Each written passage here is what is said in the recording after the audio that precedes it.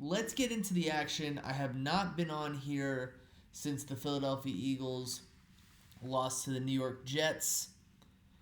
Took the last week off after we played against Miami in prime time. Wasn't really going to make a podcast that late.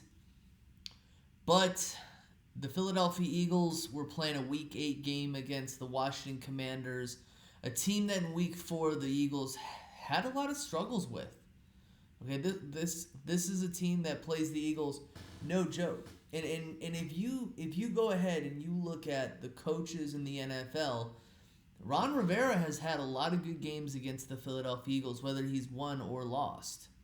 So, you know, every single week you go into the week thinking this team is going to give you their best shot, right? Because the Eagles, they're the NFC champions from last year. A lot of teams kind of, they want to go ahead and they want to dethrone the Eagles, give the Eagles their best shot. And I think that a lot of teams have really done that. This game, I'm going to say this. I'm going to say this about this game. Okay. The Eagles, for like 3.5 quarters, they made Sam Howell look like Joe Montana. Okay. At one point in the game, I think the guy had 19 completions for 20 attempts, which is absolutely embarrassing. And then in the fourth quarter, he didn't do anything. Like, nothing. He looked like he had never seen the ball in his whole life. He looked like Nathan Peterman.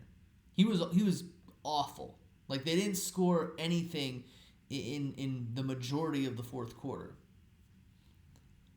And then the last drive, the garbage time drive, Sam Howell looked like Tom Brady at the end of Super Bowl 51 on that game-tying drive. Sorry, Falcons fans, for that horrible memory.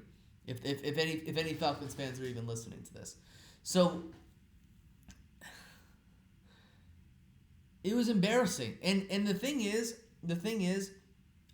the Eagles did that in the previous game, right?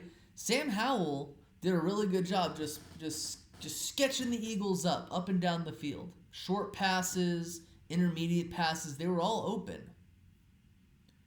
I don't know if it's an Eric Bieniemy thing, because Eric Bieniemy is the offensive coordinator of the Commanders, but Sam Howell has given the Eagles his best game all season. He almost threw for 400 yards. That last drive that he had where they were able to get down one possession, it was like 4 plays, and he sketched us down the field. It was almost like the Eagles weren't even trying. It was almost like the Eagles were just banking on an onside kick to recover the ball. Personally, I'm going to say this in a personal stance, right? I don't think DeAndre Swift should have scored there. I thought that was a huge mistake. If anyone remembers a game between the Philadelphia Eagles and the Dallas Cowboys back in 2007, it's called by many as the Jessica Simpson game, where the Eagles were winning 10-6. They had a last drive where Brian Westbrook ran the ball and he parked it at the 1-yard line. And he didn't go any further. And he parked the ball at the 1-yard line, and the Eagles were able to kneel the ball down. Everyone got upset, and the Eagles won 10-6. Right? That's what the Eagles should have done here. And the Eagles did the exact same, almost the exact same thing, except they weren't up one possession. I mean, they weren't up 2 possessions at the time, or they weren't up with a chance to kneel the ball down. Really, they had a chance to kind of kick a field goal. But sometimes scoring more points, you don't need to do it if it sacrifices the fact that the other team gets the ball with a chance to get on the board. Because if the Commanders kick an onside kick and Devontae Smith doesn't recover it, well, the Commanders now have the ball with like a minute left. And if they were able to get down the field in like 25 seconds, imagine what they could do in a minute. You know what I'm saying? So I was kind of disappointed about that. I was disappointed in the turnovers. I'm going to just discuss more about the turnovers later. But let me say it like this, right? when you get the ball inside the 5-yard line, you should get points. Okay, if you get a turnover on downs, that's inexcusable as well. But fumbling the ball inside the 5-yard line is one of my biggest pet peeves. One of the, like, in my opinion, one of the worst things that you can do as a team. There's no excuse for it. Because the Eagles won this game, I can now say this. The Eagles probably should have won this game by 21 points. They were in the red zone. They were inside the 5-yard line twice. And Gainwell fumbles the ball. I don't know what Gainwell's doing on this team. The guy should be a healthy scratch every week. I want to see what Rashad Penny can do. Because I'm sick and tired of Kenneth Gainwell kind of running up to the line every time, getting no yards. In this case, he lost like 1 yard or something like that, and then he fumbles the ball because he wasn't holding the ball tight enough. It's absolutely inexcusable. That should never happen. The Eagles had a chance. The Eagles had a chance to get some leeway, to get some points on that drive, and they weren't able to. And then on their first drive, I think it was their first drive out of halftime, down by 7 points, Jalen Hurts has a chance to tie the ball game on a tush-push play. I know that play is super controversial, but the snap was wrong. He fumbles the ball at the 1-yard line, and we get nothing. We get absolutely nothing. I think there was like once Schler had said a statistic that said something like, or I don't know who, what was his name? Chris, I forget who the other guy is, the main announcer guy, where they said that if the Commanders got 2 turnovers in a game that season, they weren't going to lose that game. And obviously, well, we know foresight. They lost this game. But that's just I'm going to talk about the turnovers a little bit later. But A.J. Brown has yet another great game. A.J. Brown is a huge bright spot on this team. You got to thank your stars for A.J. Brown. He does so much to open up the offense for this team.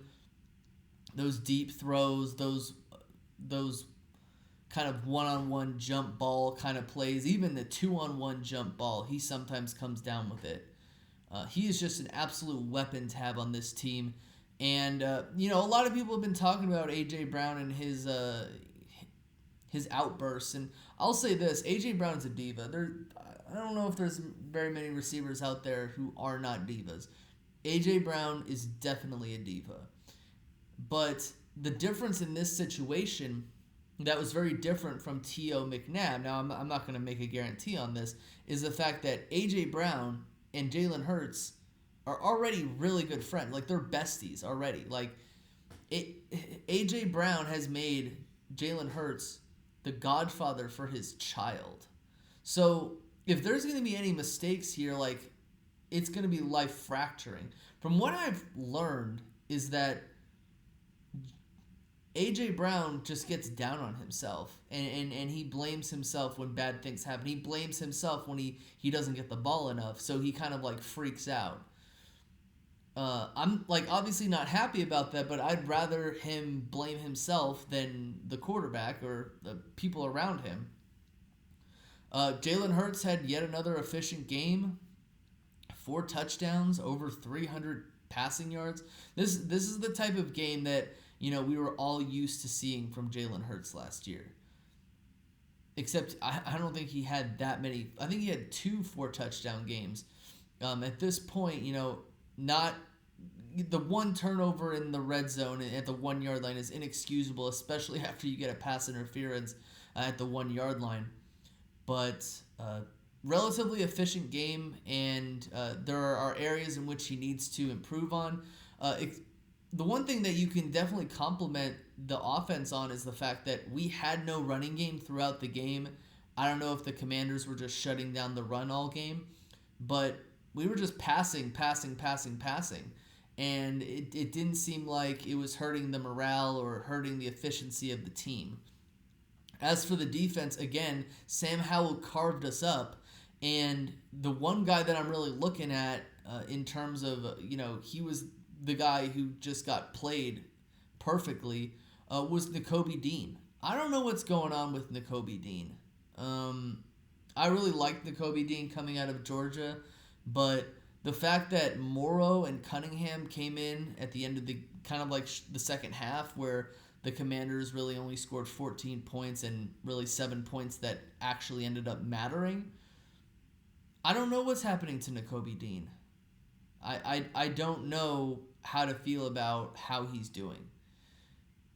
Um, just plainly because he's not really doing anything out there. He's getting completely exposed. I don't know if he's playing out of position. I don't know if he's just playing bad, but obviously this is looking like a revolving door at inside linebacker, and it's something that, you know, the Eagles are going to probably try to have to solve during the draft because Nakobe Dean doesn't seem like he's it. He doesn't. Especially in the passing game.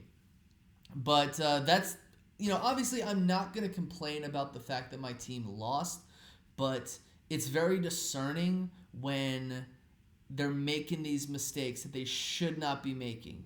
You go ahead and you expect more. The Eagles are still 7-1. They're still leading the division, but I'm a glass half full, half empty kind of guy, right? Like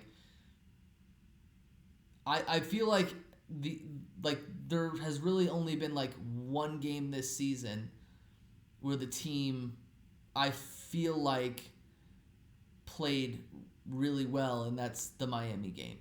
But I'm not going to complain about this any further. The game is over. You're elated when you win. I don't really feel like the Eagles are huge rivals with the Commanders. Maybe the Commanders are just, they hate the Eagles more than we hate the Commanders, right?